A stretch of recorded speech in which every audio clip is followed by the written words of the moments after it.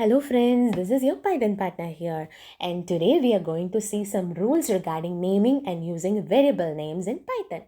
So variable names in Python can have numbers, alphabets and underscore, and your variable names should not start with a number. And spaces are not allowed inside a variable name. If you need a separation of words, then you can go use underscore. And you should not use Python's function names or keywords as a variable name because those already have some programmatic purpose. For example, you could not go for the variable name print, input, etc. because all this is an built-in function. And variable names should be short and descriptive.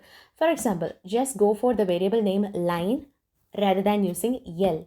You can use the variable name ratio rather than using R. So it would be very easy for other programmers to read your program.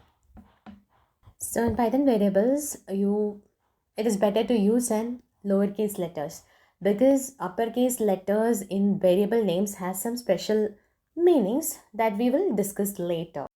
That's all for today, friends. So this is your Python partner. Come on, join me in this journey of learning. Bye bye. Take care.